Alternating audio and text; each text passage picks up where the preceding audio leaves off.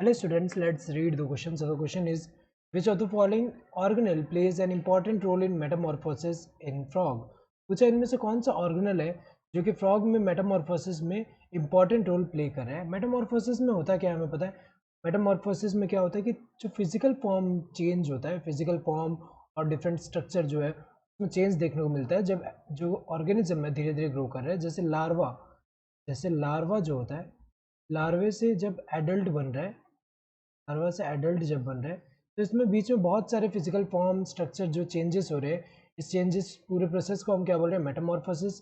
तो फ्रॉग की अगर हम बात करें, जो टैडपोल है, टैडपोल टैडपोल में हमें पता है कि ऐसे टेल भी है.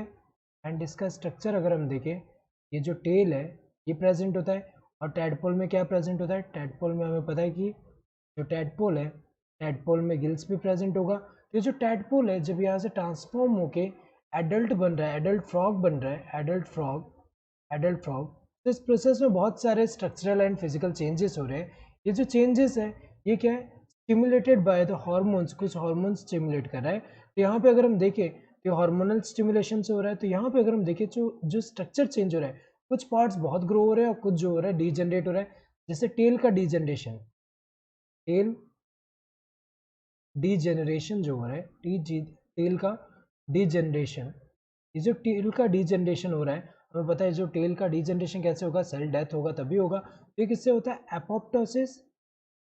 एपोप्टोसिस में क्या होता है, प्रोग्राम सेल डेथ है, जिससे क्या होगा कि धीरे धीरे जो ऑर्गन जो है, जैसे कि यहाँ पे टेल की अगर हम बात करें, टेल का आप रिक्वायरमेंट अगर हम देखें, जैसे जैसे डेवलपमेंट होगा टेल का डीजनरेशन चालू होगा, तो इसमें जो सेल्स है उनका डेथ कर सकता है. लेकिन मेनली अगर हम देखें, ये जो टेल का डीजनरेशन जो है, टेल का जो डीजनरेशन हो रहा है वो किसकी वजह से होता है, जो लाइजोजोम है, लाइजोजोम जो है वो सेल डेथ कॉज कर रहा है. कैसे, जो सेल है, सेल के अंदर क्या कर रहा है, लाइजोजोम के अंदर हाइड्रोलाइटिक एंजाइम्स है, तो ये सेल को डेथ करने के लिए क्या कर रहा है, बर्स्ट हो जा रहा है, तो हाइड्रोलाइटिक एंजाइम रिलीज हो जाएगा सेल में, सेल का डेथ हो जाएगा. तो ये मेनली अगर हम देखें तो ये करता क्या है, जो डाइजेस्टिव एंजाइम जो है, आरएनएज, डीएनएज, देन और भी जो एंजाइम्स होते हैं हाइड्रोलाइटिक एंजाइम, वो क्या करेंगे, सेल डेथ कॉज करेंगे.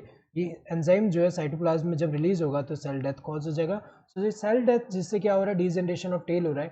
तो मेनली अगर हम देखें मेटामॉर्फोसिस में जो पार्ट यहाँ पे जिनका सेल डेथ होने से धीरे धीरे वो कम हो रहे हैं, खत्म हो रहे हैं, वो पार्ट जो है डीजनरेशन जो हो रहा है वो किसका, लाइसोसोम इंपॉर्टेंट रोल प्ले कर रहा है इन सब में से. तो अगर देखा जाए एंडोप्लाज्मिक रेटिकुलम तो नहीं प्ले कर रहा है, ये प्रोटीन सिंथेसिस, लिपिड सिंथेसिस में इन्वॉल्व है, गोल्गी कॉम्प्लेक्स पैकेजिंग मॉडिफिकेशन इसमें इन्वॉल्व है, ये भी नहीं कर रहा.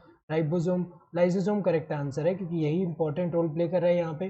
बाय बर्स्ट होकर यहाँ पे जो एंजाइम रिलीज कर रहा है वो सेल डेथ कॉज कर रहा है, जिससे यहाँ पे डिजनरेशन हो रहा है. राइबोसोम तो इसमें इन्वॉल्व नहीं है, प्रोटीन सिंथेसिस में इन्वॉल्व है. Correct answer would be this third one. Hope you understood the question. Thank you and all the best.